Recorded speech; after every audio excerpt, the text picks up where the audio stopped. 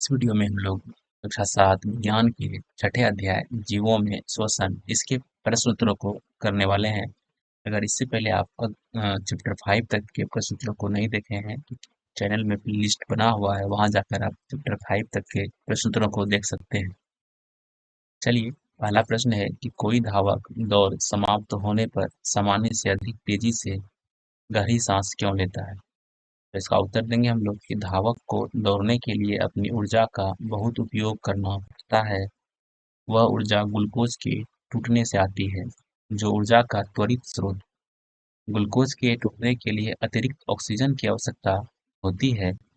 धावक अधिक तेजी से गहरी सांसें इसलिए लेता है क्योंकि उसे अपनी मांसपेशियों की कोशिकाओं में अतिरिक्त ऑक्सीजन की आपूर्ति करने की जरूरत होती है।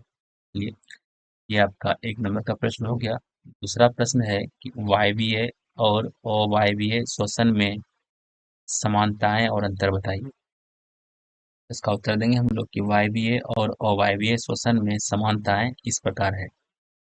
तो पहला जवाब देंगे कि वायवीय और अवायवीय श्वसन दोनों में ही भोजन ऊर्जा उत्पन्न करने के लिए टूट जाता है, और वायवीय और अवायवीय श्वसन दोनों में ही कार्बन डाइऑक्साइड उत्पन्न होती है। अब दोनों में अंतर क्या है, चलिए इसको देखते हैं। तो सबसे पहले कि वायवीय श्वसन में ग्लूकोज के ऑक्सीकरण के लिए ऑक्सीजन का प्रयोग होता है, और अवायवीय श्वसन में ऑक्सीजन प्रयुक्त नहीं होता। दूसरा पॉइंट देंगे कि वायवीय श्वसन में ग्लूकोज के एक अणु के ऑक्सीकरण से 38 एटीपी अणु बनते हैं, और अवायवीय श्वसन में ग्लूकोज के एक अणु के ऑक्सीकरण से केवल 2 एटीपी अणु बनते हैं। वायवीय श्वसन में केवल आरंभिक चरण कोशिका द्रव में होता है, लेकिन अधिकतर माइटोकॉन्ड्रिया में होता है। लेकिन अवायवीय श्वसन में केवल कोशिका द्रव में होता है। वायवीय श्वसन में अंतिम उत्पाद कार्बन डाइऑक्साइड, पानी तथा ऊर्जा है, वहीं अवायवीय श्वसन में अंतिम उत्पाद कार्बन डाइऑक्साइड, एथेनॉल या लैक्टिक अम्ल है, और थोड़ी सी ऊर्जा भी उत्सर्जित होती है। तीसरे प्रश्न को देखने से पहले अगर चैनल को सब्सक्राइब नहीं किए हैं तो आप लोग चैनल को सब्सक्राइब जरूर कर लीजिएगा, और कमेंट में जरूर बताइएगा आप लोगों को वीडियो कैसा लगा। तीसरा प्रश्न है कि जब हम अत्यधिक धूल भरी वायु में सांस लेते हैं तो हमें छींक क्यों आती है। तो इसका उत्तर देंगे कि छींकना नाक से अवांछित धूल कणों को हटाने की एक विधि है। जब धूल के कण हमारी नाक में प्रवेश करते हैं तो मस्तिष्क में यह संदेश पहुंच जाता है। मस्तिष्क छींकने की शुरुआत करने के लिए नासिका एक भाग को निर्देश देता है, और छींकना एक प्रकार का रक्षा तंत्र है जिसका उपयोग हमारे शरीर द्वारा किया जाता है।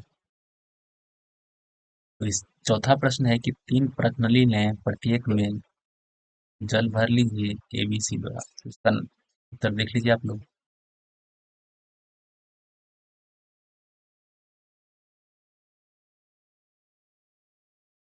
पांचवा प्रश्न है कि सही उत्तर पर सही का निशान लगाना। चलिए, जिन चट्टों के शरीर में वायु प्रवेश करती है उसके श्वास रंध्रों द्वारा। अत्यधिक व्यायाम करते समय हमारी टांगों में जिस पदार्थ का संचयन के कारण ऐंठन होता है उसको कहते हैं हम लोग लैक्टिक अम्ल, है ना, पैर सब दर्द करने लगता है।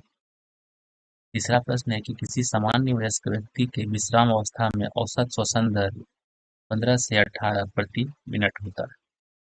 तो श्वसन के समय पसलियां नीचे की ओर गति करती है, और है कॉलम ए में कॉलम बी से मिलान करना। तो यीस्ट यीस्ट का मिलान करेंगे हम लोग अल्कोहल के साथ। और डायफ्राम डायफ्राम को मिलान करेंगे वक्षकिरी गुहा, त्वचा, केंचुआ, पत्तियां, रंध्र, मछली का फ्लोम, और मेढक का फेफड़े, है ना। आप लोग देख लीजिएगा, बता देते हैं।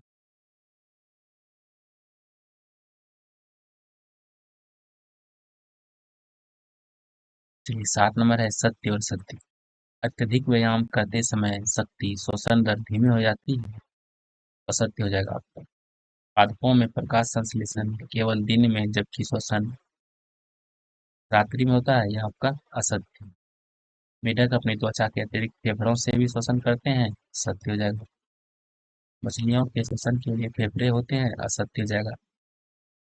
तो आप लोग कमेंट में बताइए कि मछलियाँ किस चीज़ से सांस लेती हैं। अगला प्रश्न है, अंतर श्वसन के समय वक्ष गुहा का आयतन बढ़ जाता है। यह हो जाएगा सत्य।